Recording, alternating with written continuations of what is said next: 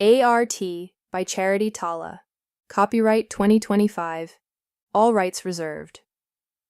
No part of this book may be reproduced in any form by any electronic or mechanical means, including information storage and retrieval systems, except in the case of brief quotations embodied in critical articles or reviews, without permission in writing from its publisher, Literary Landmarks Publishing Company. The characters and events portrayed in this book are fictitious or are used fictitiously. Any similarity to real persons, living or dead, is purely coincidental and not intended by the author. All brand names and product names used in this book are trademarks, registered trademarks, or trade names of their respective holders. Generational Alliances, FT, is not associated with any product or vendor in this book. Bravery is not the absence of fear, but the triumph over it. Nelson Mandela. For I have not given you a spirit of fear, but of power, love, and a sound mind. 2 Timothy 1:7. Author's note. Content warning. A.R.T. tells the story of two young adults who find strength in each other as they confront the challenges of familial loss, suicidal thoughts, and trauma experienced during adolescence. These themes are explored in various chapters throughout the book and may trigger difficult emotions, so readers are advised to proceed with caution. Thank you for reading, and please remember that you are not alone. Support and help is always available for those in need. One love, one God. Chapter 24. For the last 5 minutes, my fingers have been fidgeting and my legs have been bouncing as I wait for the professor to say something. He's been studying my finished art pieces, arranged in a half circle nearby. I suppose this is the setup everyone has to endure, so I resolve to get through it without complaint. I love the emphasis you have placed. He finally speaks. I can feel her emotion, pain. I nod in agreement.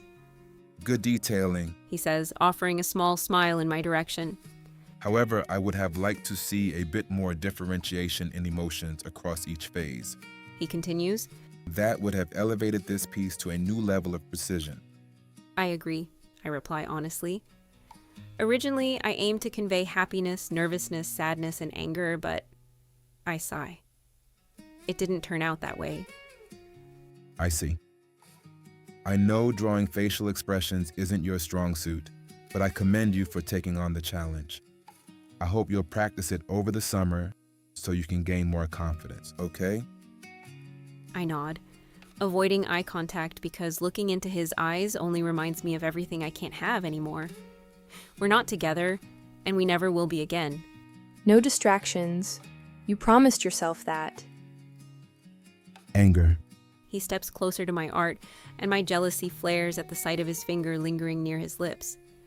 You've done well with the expression. I appreciate how you not only pursed the lips, but also added stress marks around the mouth, deep creases in the brow, as well as the scrunching on the nose and tension in the neck. He notes, waving a finger. The 3/4 view gives you a great opportunity to emphasize those areas, and you did a fantastic job. He says, nodding as he shifts his gaze toward me. Thank you, I respond, pressing my lips together to keep my smile in check. This isn't going as poorly as I anticipated. Okay. He pulls up a stool and sits down. This is the part where I ask you some questions about how your experience in my class this year compared to last year. Referring to him as my professor should come naturally, but as I look into his eyes, the man I once kissed and shared my deepest secrets with, I find it difficult to separate the two roles. The reality of today is finally revealing itself, and it isn't cloaked in bitterness, but rather shining a glaring light on everything I want to ignore. Well, my hesitation is valid, but the struggle to figure out where to start is torturous. It shouldn't be this hard. How about this? He suggests, palming his fingers together and leaning slightly forward.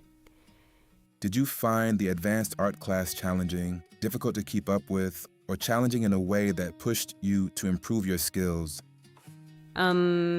Probably a little of both. His brows draw together. How so? Well, if you remember, I didn't think I belonged in an advanced art class during my first year of college. Even now, I don't really know. His brows pinch further. I do, but I will never understand why you would think that way. Why wouldn't I? My voice falters. I'm not angry, just a little disappointed in how I feel. There have been many times when I haven't believed my work was good enough. I'm so far behind, and you've said it yourself, my work is only good. Not perfect, not excellent, just good, I emphasize. So? He says the word as if it shouldn't matter, but to me, the distinction makes me feel inferior and highlights favoritism. So? I retort, frustration bubbling within me. What makes me so special? You, Anora. He stands up before I can protest, one hand resting at his hip and the other gripping a notebook and pen. You make yourself special. My lips part, close, and then part again. When will you start seeing yourself as the world sees you? His voice is calm, but his expression is too warm to bear. Silence would be wise, but curiosity gets the better of me. How do they see me? I dare to ask, my heart daring to explore a much riskier question. How do you see me? Maybe I said that last part out loud because his emotions flash before me. Worry, care, frustration, or something I fear to acknowledge, as we both know the boundaries that cannot be crossed. Again. Yet, I notice his gaze settling on my slightly parted lips as he walks dangerously close for either of us to feel comfortable. Basking in his scent and feeling his warmth shouldn't evoke such a yearning within me. Yet I find myself questioning my sanity as I lean into the comforting heat of his open palm. If only time would slow down long enough for us to savor this connection without the burdens of the world weighing on me, making me feel guilty for leaning into his touch with closed eyes. It would be naive to think otherwise because life simply doesn't accommodate such feelings. Someone who is deserving, he says so hoarsely, prompting me to swallow hard. The intensity of my furrowed brows brings me back to reality. Deserving, but with limitations, right? I meet his gaze, which wavers, and my lip quivers as he withdraws. He slips his hand into his pant pocket. Do you have any questions for me? I shake my head, avoiding eye contact. Your final grades will be posted later this evening. This evening? That soon? I have to catch a late flight. Oh, my thoughts are racing too fast to pause. Are you not doing summer classes this year? He looks at me, a hint of amusement in his expression. What? Nothing. He shakes his head, maintain his smirk. Summer classes don't start until the 3rd week of June. I'll only be away until the 2nd week. Going on a cruise to the Bahamas? Cruise? Bahamas? What am I even saying? I wish. He replies with a soft laugh. There is a lake. I'm visiting my old man and spending some time with him and nature. He admits, somewhat hesitantly. Oh, I say, my first response. That sounds peaceful. You must have some great spots to paint, I add. Yes, you could say that. His gaze seems to drift for a moment before he refocuses.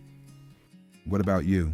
He resumes placing protection paper over my art piece, siding it into an unzipped black bag on his desk before grabbing another one. Mrs. Roberts didn't tell you? I got the internship. I start on Monday, I say, beaming. Really? Congratulations. Thank you, and thank you for giving her my portfolio and recommending me. It was nothing. He waves off. I wasn't sure if you still wanted to pursue it, but I'm glad things worked out for you. Me too, so thank you. You're welcome. A heartbeat of silence lingers between us. Well, I should get going, I say, breaking away from his intense stare. This casual conversation is already taking its toll on me. I can't bear to look into his eyes. Those eyes that I can no longer lose myself in. Okay, here. What's this? He extends the handle of the black bag toward me. It's an art bag, capable of holding up to a 24 by 36 canvas. He explains. I know what it is, but why are you giving it to me? Arthur mirrors my puzzled expression. Does there need to be a reason? Can't you just say, "Thank you, Arthur," and leave it at that? He drapes the strap over my head, letting it settle on one side. I take a deep breath, exhaling slowly. Thank you, Professor, for the thoughtful gesture. You're welcome. He smiles, looking too handsome for his own good. It should be a crime. Good luck with the internship. He adds. And you, best of luck with your summer classes and safe travels. With a small smile, I begin to retreat toward the exit. Miss Anora, wait. Don't, I quickly interject, sensing what's about to come. I can hear it in the urgency of his voice. I don't want our final farewell to end with me in tears and him wearing a frown. Just hearing him say my name is already tugging at my heartstrings. I can't handle anything more. I need to apologize. Please don't, I say, raising my hands to silence him. Anora. The slight sternness in his voice strikes me deeply as he utters my name again, reminding me that I need to put a stop to this or risk losing my way completely. Please, Arthur, I can't go back there. I whisper, nearly too quietly for myself to hear, but Arthur stays silent, unyielding. To move forward, I can't revisit the past. We both said things we probably regret, so let's leave it at that. Please. I plead once more, my eyes finally finding the courage to face him. I'm not sure what I expected, but I didn't anticipate this. My eyes brimming with tears as I see his glisten in response. Sure. Okay. He replies. Yet his actions remain unchanged as he approaches. Upon reaching me, he places a soft kiss on my forehead, anchoring me with his hand gently resting on the back of my neck. My eyes close as I wish to avoid the impending heartbreak. Yet as he leaves, I experience each painful moment intensely. The tenderness of his lips leaves a lasting imprint on my mind, body, and soul. No enchantment can erase the sensation of his kiss, nor the yearning I experience as he draws away. The warmth of his closeness turns chilling as he distances himself, as if even the sun can't soothe my trembling. I felt the echo of a future we might have shared vanish to distant horizons. Blind to it all, I still sense every part of it, right up to the faint closing of his office door. But I mustn't pity for myself. After all, isn't this what I wanted? No distractions? And Arthur, well, he's the greatest distraction of all. Year 3. Feelings. Feelings arise from an emotional state or response based on individual beliefs. While people cannot dictate their feelings, they do have the power to choose whether to accept those feelings or seek ways to change them, a process that can be seen as the ability to disregard. Chapter 25. After my first day as an intern, the weeks flew by, and before I knew it, I was just hours away from working my first professional art show. The artist, Brandon Wells, is a 28-year-old NYU alumnus, currently living in Beverly Hills, California, but he makes an annual trip to New York to unveil his new works. According to Catherine, Mr. Wells is a longtime friend of hers and Arthur's. Talk about having connections in the art world. A week ago, I had never heard of Mr. Wells, but now I'm aware that he is best known for his black and white photographs taken during a 3-month tour in Central Africa 3 years ago. It's said that he not only captured the unconventional beauty of the indigenous people, but also the essence of life in nature. I also learned that he is an active donor, primarily in Central Africa, where poverty and crime are most prevalent. Knowing this makes me even more eager to meet him. It's not just because he's easy on the eyes, but truly due to his impressive achievements. After Catherine had Anita, a junior intern from NYU, and I double-checked the spacing and positioning of the 8 photos for the 100th time, confirm the arrangement for catering, and coordinate the bartender's arrival, we were finally able to head home to prepare for the showcase. Unlike the earlier showcase for the art students this year, this event is private. Translation: only those with deep pockets will be attending. It's common for pieces to sell for over $20,000, especially if a bidding war takes place. I can't decide, I say, holding up the 2 dresses I splurged on for Ronnie to see. She twists her mouth to the side, glancing between the 2. Why are both of them black?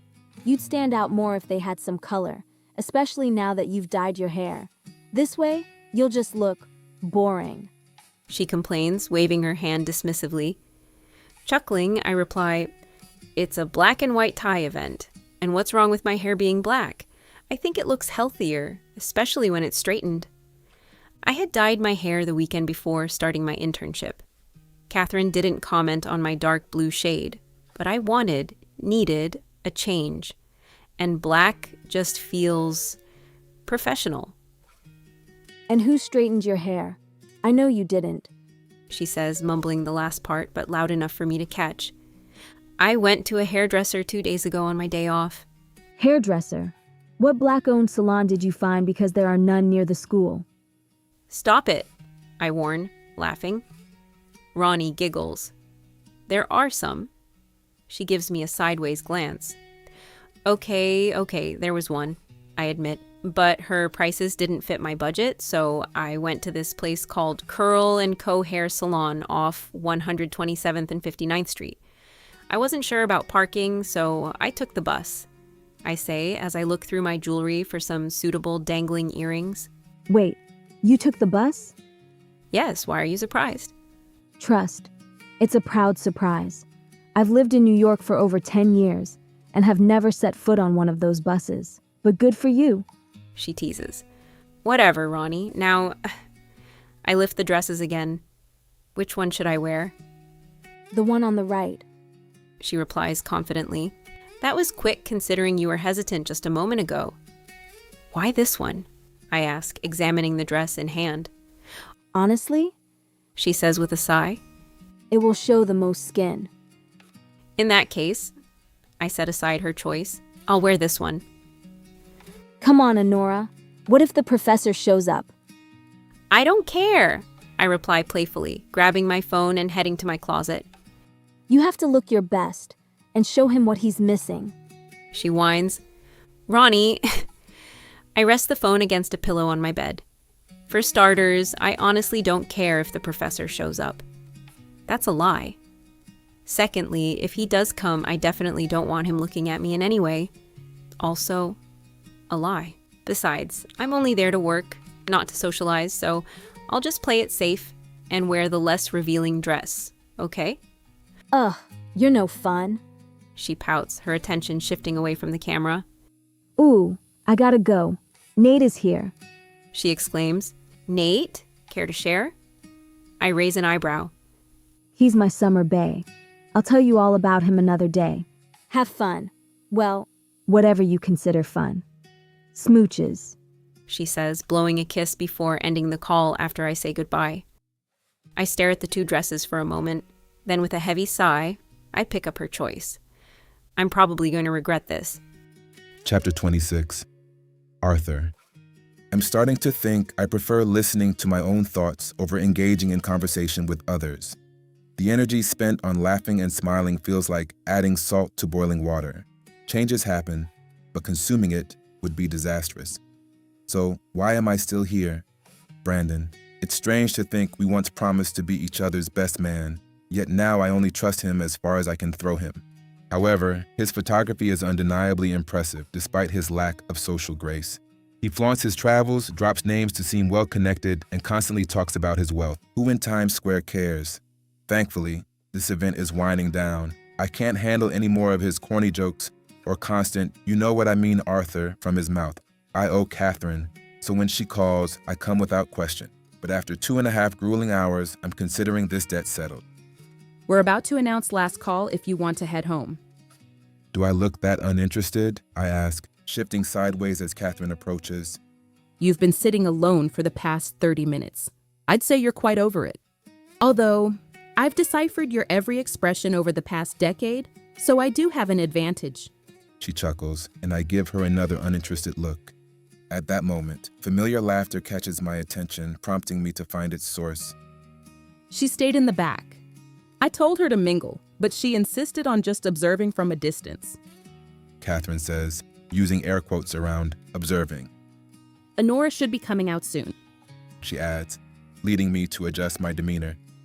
And you're telling me this because... Come on, Arthur. Don't make me say it. She teases.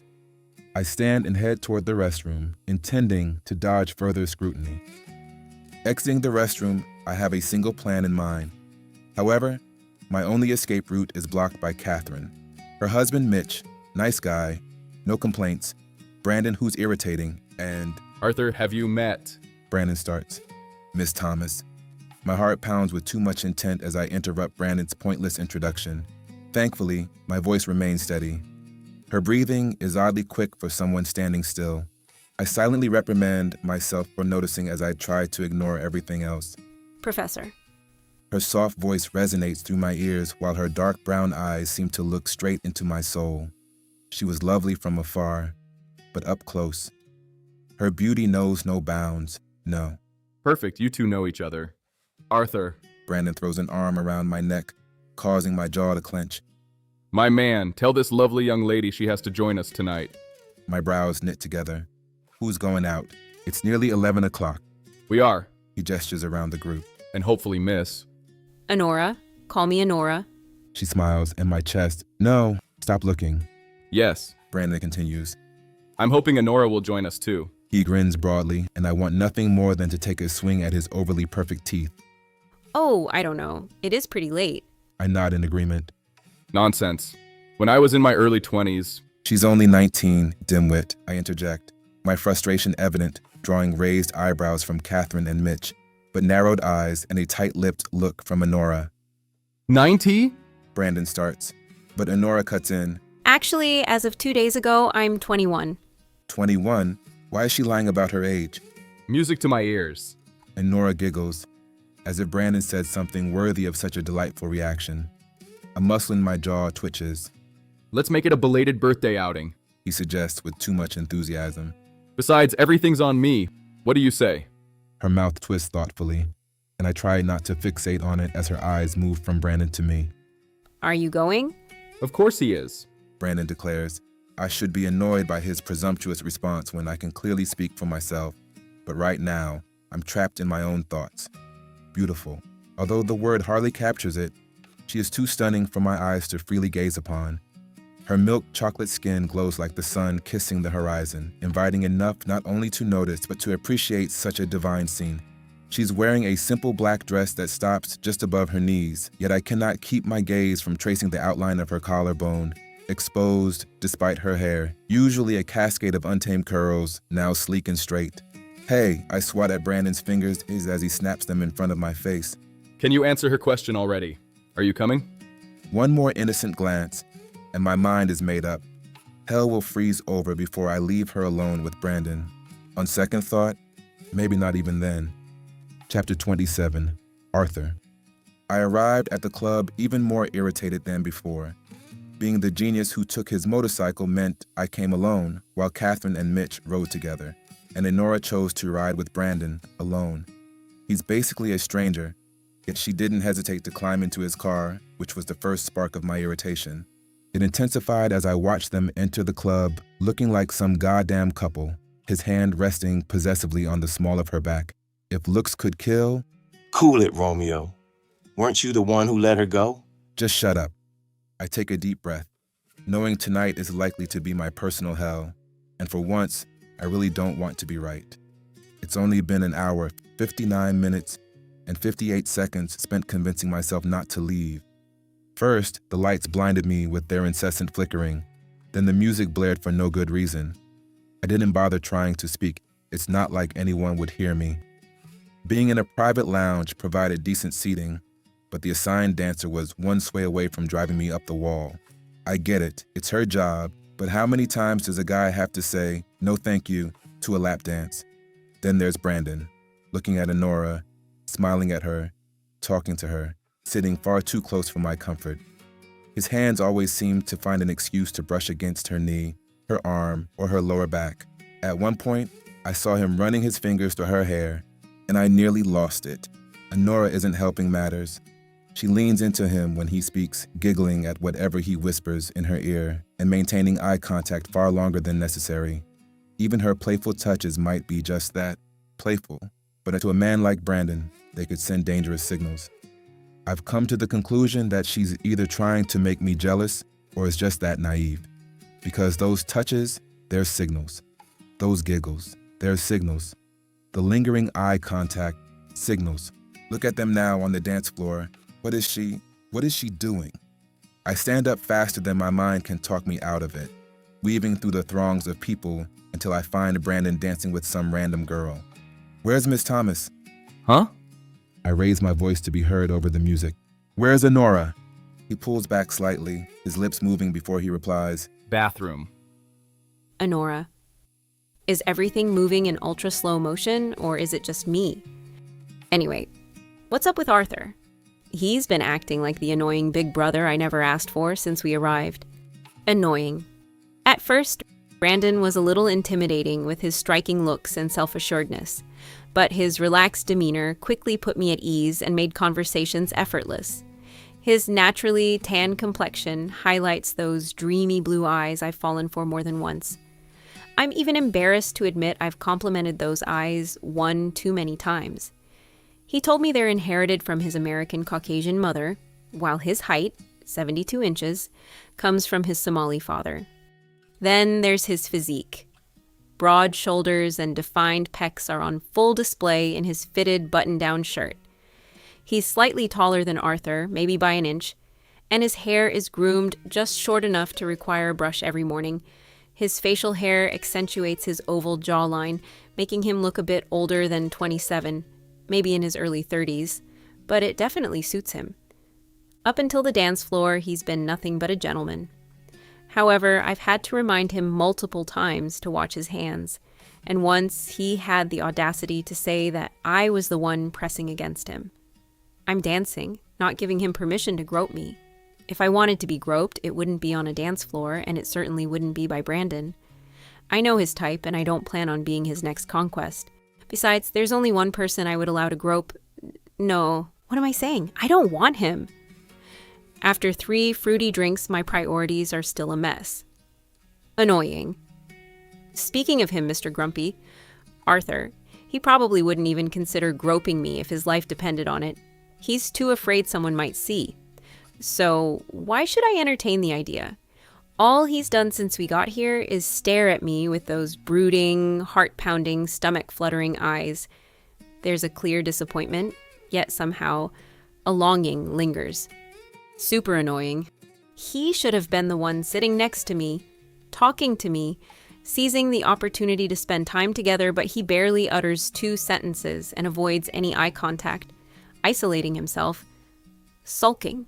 Sulking! How can someone sulk in such a vibrant place? Arthur, that's who. I don't even know why he came. But being in his sulking presence is better than not having him around at all. Catching his brooding stare is better than him not looking at me at all. Sensing his disappointment is better than feeling nothing, right? Ugh. I've officially hit rock bottom, and I mean that in the most literal sense. I seriously feel like I'm going to be sick.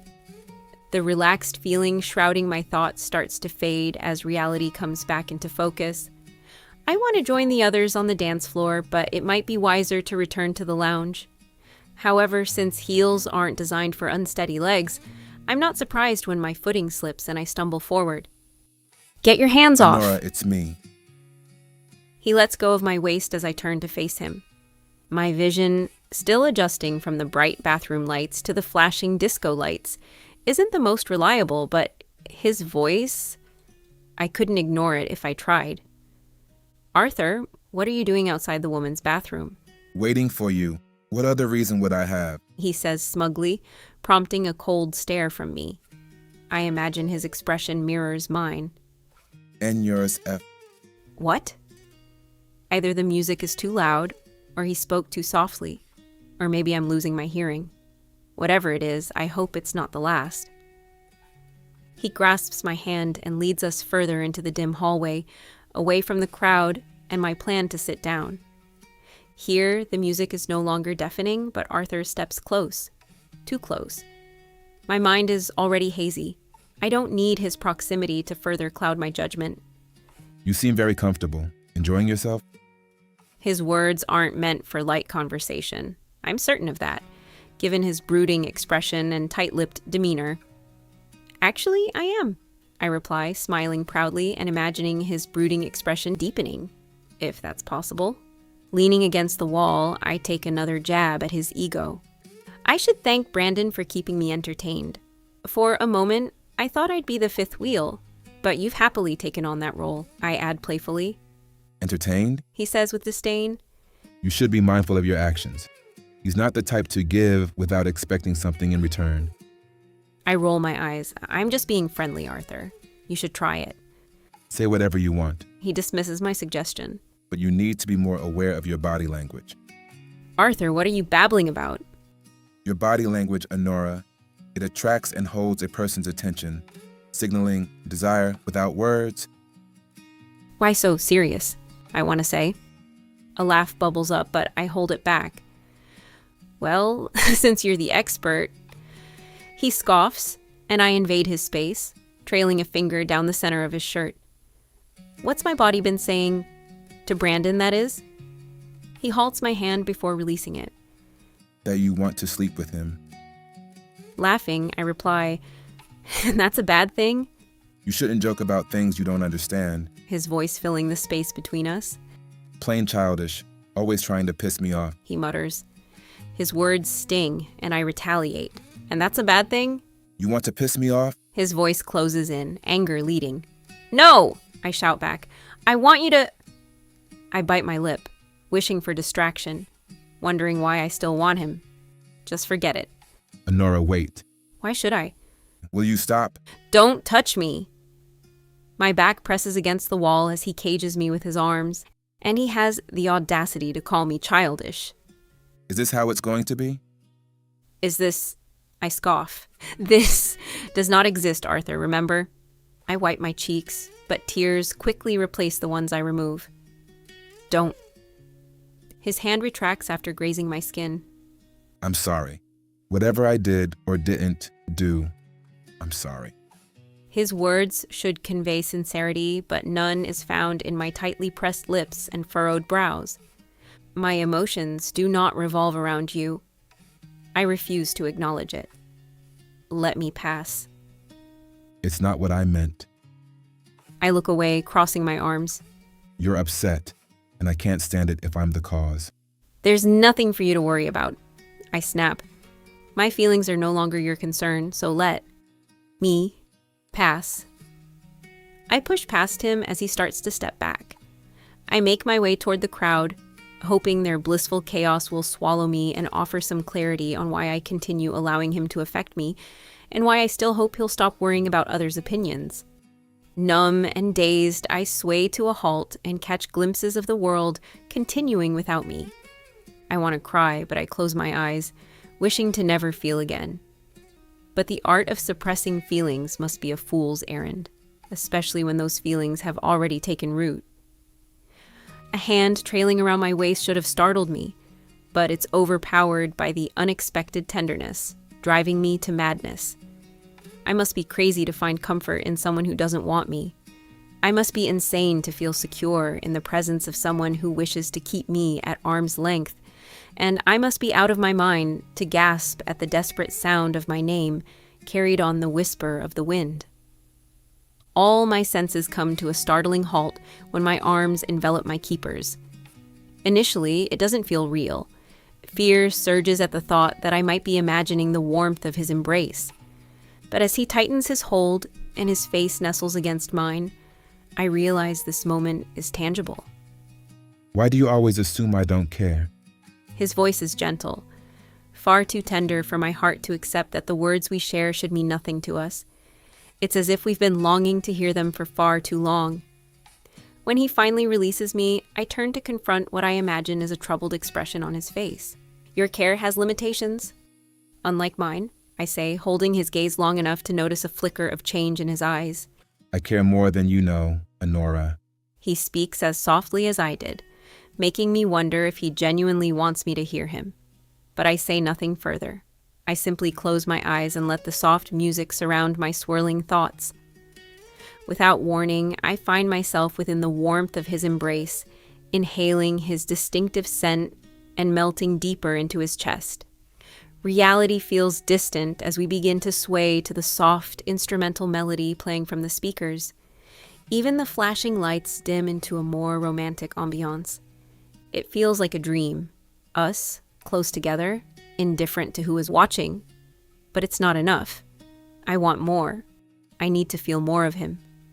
Wrapping my arms around his neck, I pull him closer, whispering his name. Anora, we can't. He warns, his words slipping away in the wrong direction. What do you mean? My breaths come heavy as desire surges within me. I mean, We sway to a complete stop, and the passion that once flowed between us hardens into an uncomfortable distance as he takes a step back. Away from me. Away from what we were becoming and shattering everything I hope we can be when he says, I can't do this. You have listened to chapters 24 through 27 from Charity Ta'ala's debut novel, A.R.T. Audiobook created by Caridad Inc. as Charity Ta'ala. Copyright 2026. All rights reserved. Audio music produced by Caridad Inc. as Charity Ta'ala. Copyright 2026. All rights reserved. Be sure to subscribe and share your thoughts in the comments section, and click the notification bell so that you are notified when the next chapters are posted. Thank you for listening.